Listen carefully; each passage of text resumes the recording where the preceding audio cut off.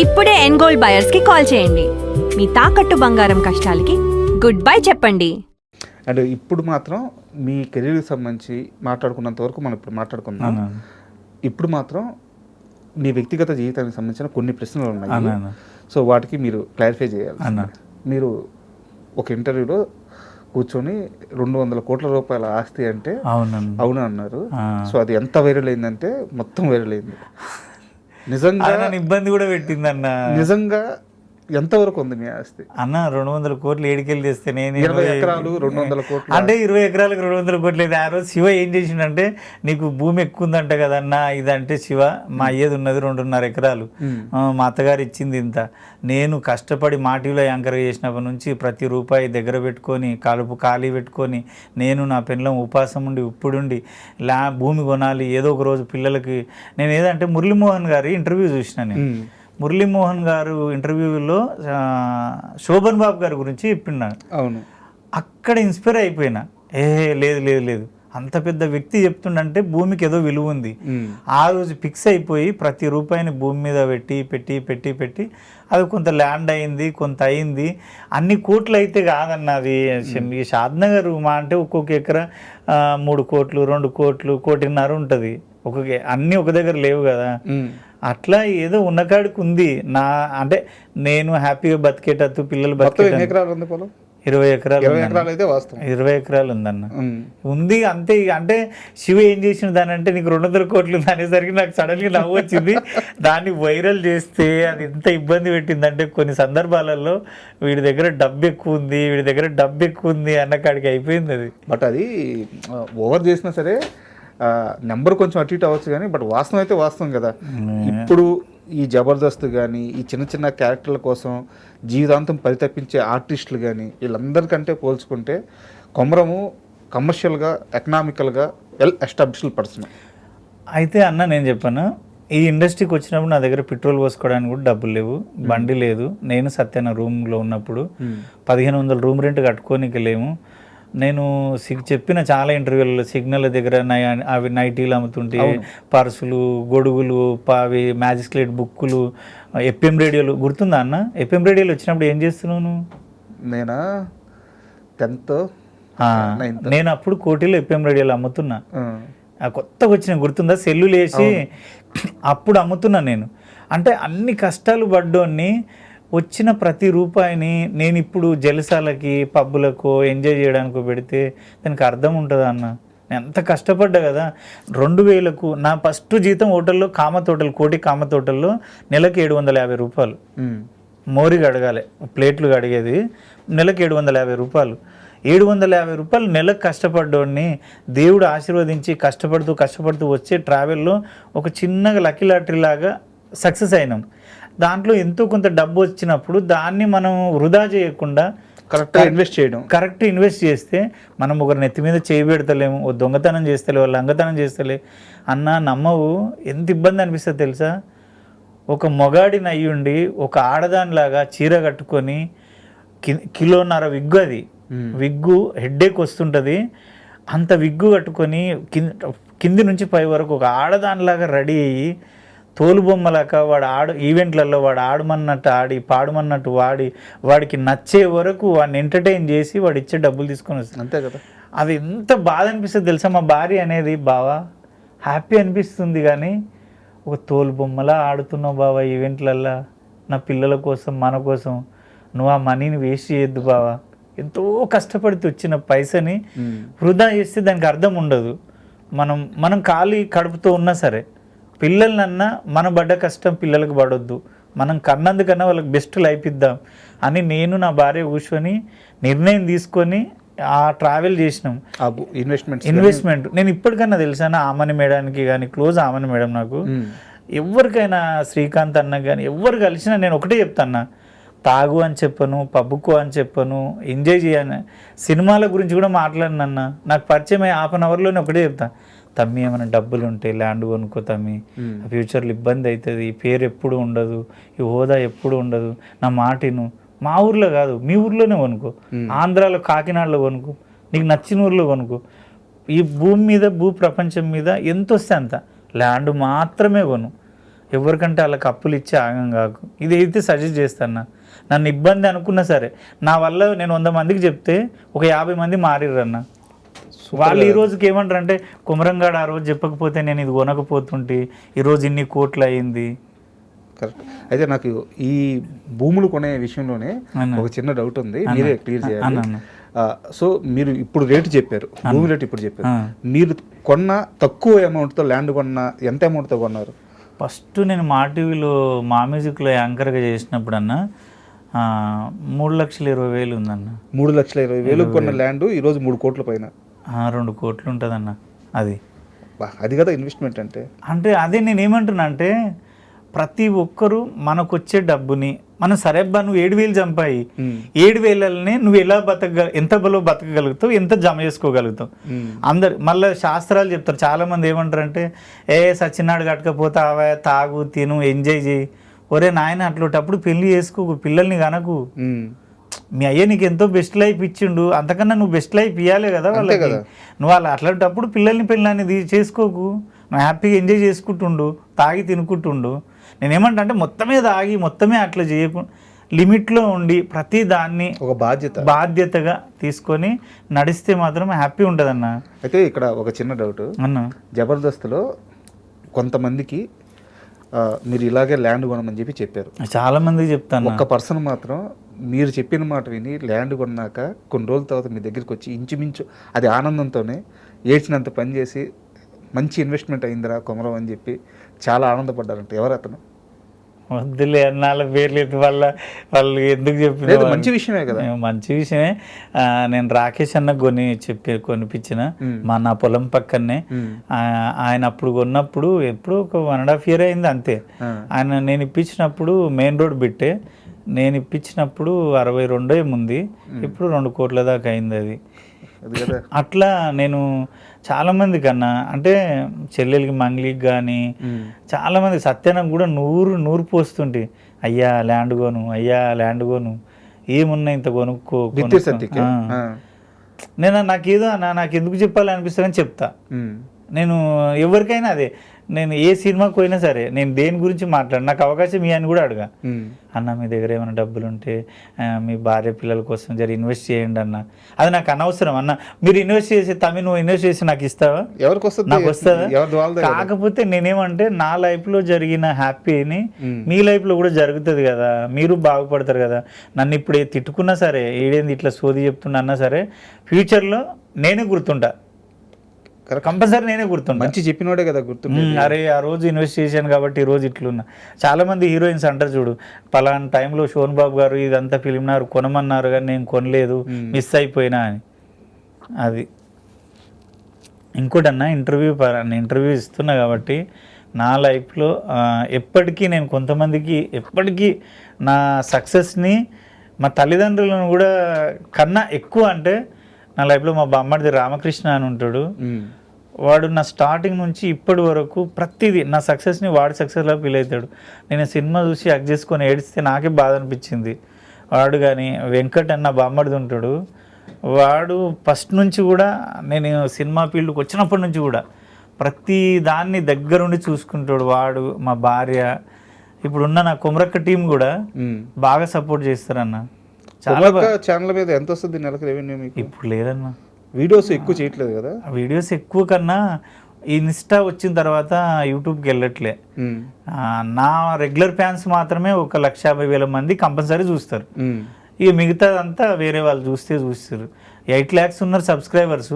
కాకపోతే నీకు దొరికిన ½ hour మొత్తం ఇన్స్టా మీదనే ఉంటుంది. అది 60 ఏళ్ళ ముసలిది కానీ 3 ఏళ్ళ ముసలిది కానీ దాని మీదనే ఉంటుంది.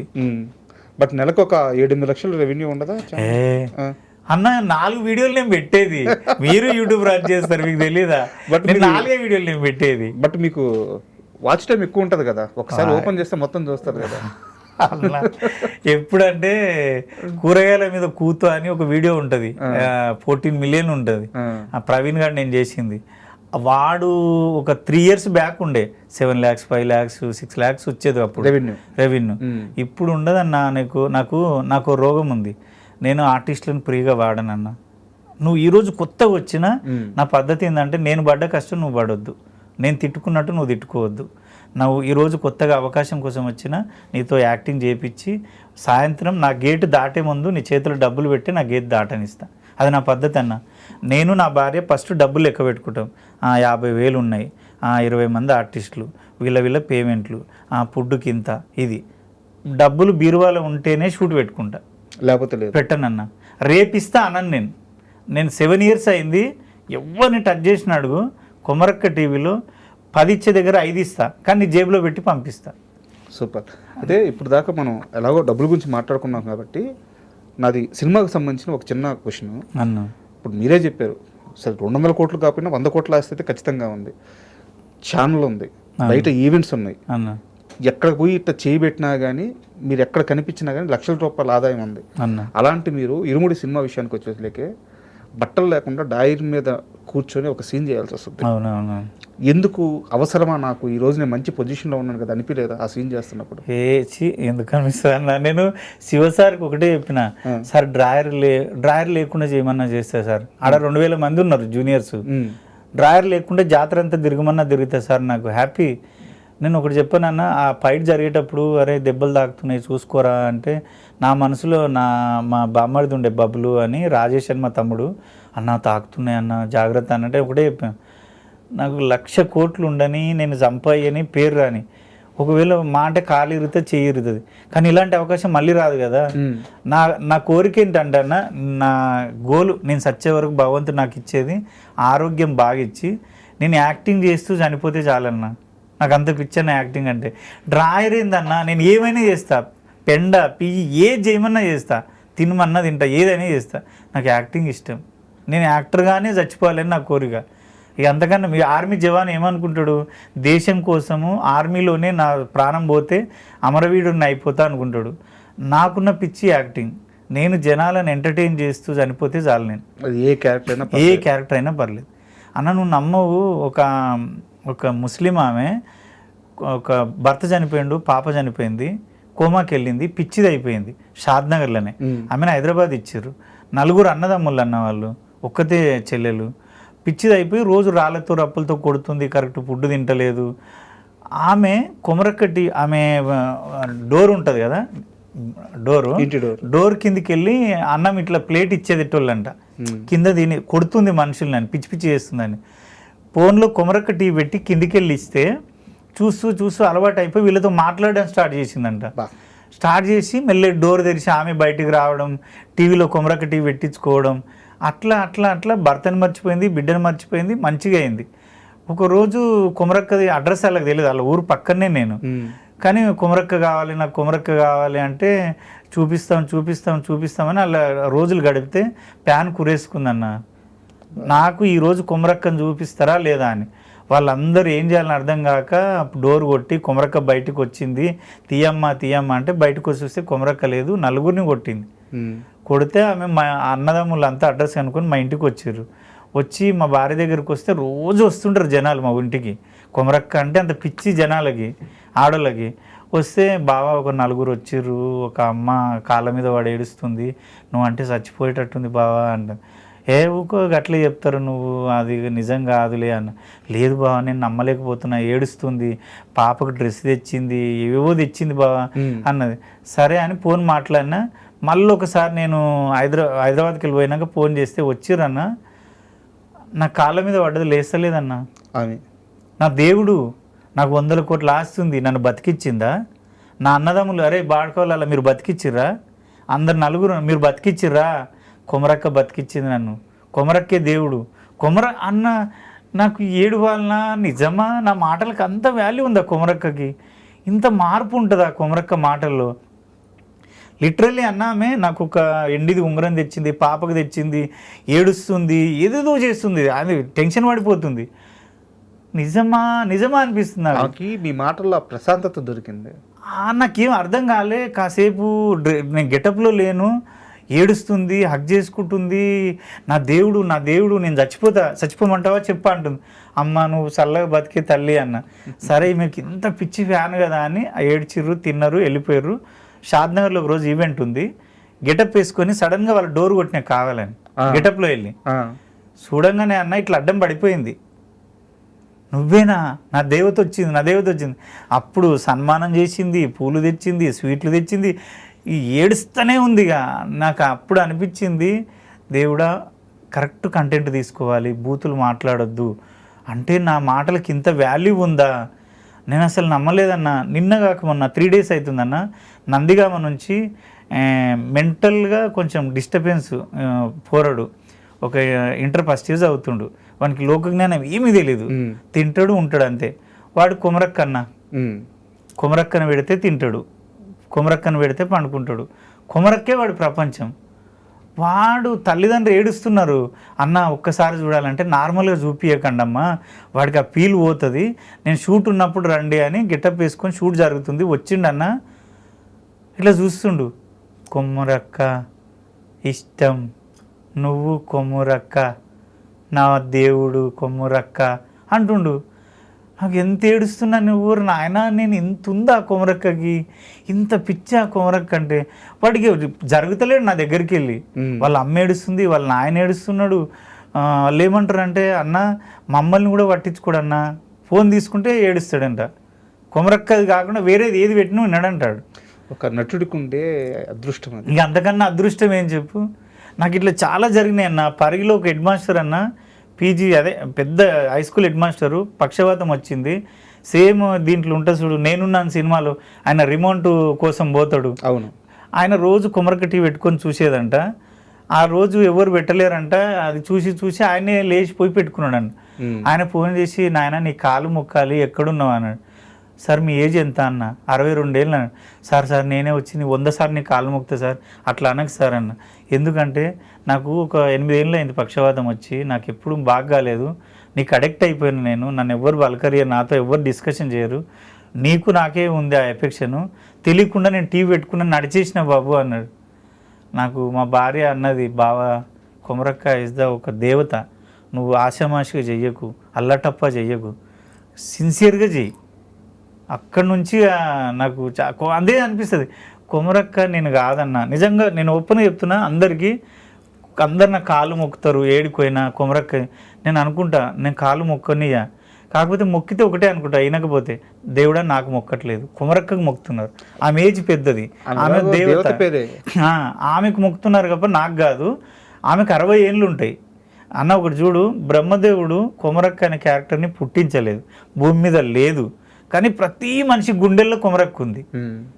ఆమె అంటే ఆమె ఒక గాలిలాగా ఉంది అంతే, నిజంగా అయితే ఆమె లేదు, కానీ గుండెల్లో మాత్రం ఉంది, రూపం ఉంది. అది భలే విచిత్రం అనిపిస్తుంది నాకు. ఉండే కొమరంగాడు కూడా ఉండాలి, కొమరంగాడు సాధించాలి, కొమరంగాడు ఏదైనా చేస్తాడబ్బా, వాడు లేడీ గెటప్పే కాదు, ఏ క్యారెక్టర్ అన్న. నేను ఇప్పటికీ ఫీల్ అయ్యేది ఏంటంటే, ఎవరికైనా నేను చెప్తా, అన్న కొమరక్క నేను కాదు, కొమరక్క నేను కాదన్న, ఆమె ఒక రూపం అట్లా వచ్చి వేసినప్పుడు మాత్రమే కొమరక్క, ఆమె ఒక దేవత అన్న. నీకు తెలుసా, నాన్ వెజ్ తినను, మందు ముట్టుకోను, ఆ క్యారెక్టర్లు ఉన్నప్పుడు నిజంగా అన్న ఆమె ఒక దేవత అన్న. ఈరోజు నేను 20 మంది ఆర్టిస్టులకు అన్నం పెడుతున్నా, నేను తింటున్నా, నా పిల్లలు బతుకుతారంటే ఆమె పుణ్యమే. అందరూ అంటారు ఆమె అంటావు, ఆమె నువ్వు కాదు, నేను కాదు, ఆమె ఒక దేవత. నా దృష్టిలో కొమరక్క ఈజ్ ఒక గాడ్ అంతే, అమ్మవారు అంతే. సూపర్. సో కొమరక్క వేరు, కొమరం వేరు. సో ఇప్పుడు మీ ప్రయాణాన్ని, మీ సక్సెస్ని మీరు వెతుక్కుంటా ఉన్నారు. సో అందులో సూపర్ సక్సెస్ అయ్యారు, చాలా ఆనందంగా ఉంది. సో ఈ ప్రయాణం ఇలాగే సాగాలని, మంచి మంచి సినిమాలు, ప్యారడైజ్ తర్వాత చిరంజీవి గారి సినిమా ఉంది, మీరు చెప్పినా చెప్పకపోయినా అది కన్ఫర్మ్ అయింది, అది నాకు తెలుసు. సో ఆ సినిమా కానీ మీరు ఇలాగే ఆర్టిస్ట్గా ఎదగాలని మనస్ఫూర్తిగా కోరుకుంటున్నాను. థ్యాంక్ యూ అండి. థ్యాంక్ యూ అన్న. తెలుగు ప్రేక్షకులందరికీ మరొక్కసారి చెప్తున్నా, ఇరుముడి సినిమాని ఇంత సక్సెస్ చేసినందుకు, నాగులు క్యారెక్టర్ని గుర్తుపెట్టుకొని, అరే నువ్వు కొమరం కాదు నాగులుగాడు, ఇరుముడి నాగులు నన్ను ఆడు అంటే నాకు భలే హ్యాపీ అనిపిస్తుంది అన్న. అంటే నాగులుగాడిని అంటున్నారు, అరే నువ్వు నాగులుగాడు పోతుండు, నాగులుగాడు వచ్చిండు అంటే నాకు ఎంత పొంగిపోతున్నా అంటే, కొమరక్క అంత హ్యాపీ ఫీల్ కాలే. ఏదైతే జరగాలనుకున్నా జరిగింది, నన్ను ఆశీర్వదించిర్రు. నిజంగా మీ నమ్మకాన్ని ఎప్పుడూ వమ్ము చేయను. నేను బ్రతికున్నంత కాలం మిమ్మల్ని ఎంటర్టైన్ చేయడానికే ఉండి చనిపోతా. ఎక్కడ కూడా బలుపు, ఈగోలు ఏది నా లైఫ్లో రావు, అది నాకు బాడీలో లేదు. నన్ను ఎప్పుడు కుమరక్కన ఏ స్థాయిలో తీసుకెళ్ళిర్రో నన్ను కూడా ఆ స్థాయిలో తీసుకెళ్ళాలని కోరుకుంటున్నా. Thank you so much. And for more videos, Please subscribe to iDream channel. Subscribe to iDream Media. Please subscribe to iDream. Please subscribe to iDream. Please subscribe iDream. And please subscribe to iDream. For more videos, subscribe to iDream. please like, share, and subscribe to the channel. Congratulations, iDream. Subscribe to iDream. Subscribe to iDream. So subscribe to iDream Media. iDream ki iDream team andarki huge congratulations. Please subscribe iDream Media. Please subscribe to iDream. Subscribe iDream. Please subscribe to iDream. iDream అంటే నా కళల ఛానల్ను subscribe చేసుకున్న నోరు తిరుగుతలేదు, మీరైతే గంట గుర్తు కొట్టండి. For more such videos, please subscribe to iDream. Subscribe to iDream. Please subscribe to iDream. Please subscribe iDream Media. Please do subscribe to iDream. Please subscribe to iDream Media. For best entertainment and information, please subscribe iDream. And don't forget to subscribe to iDream.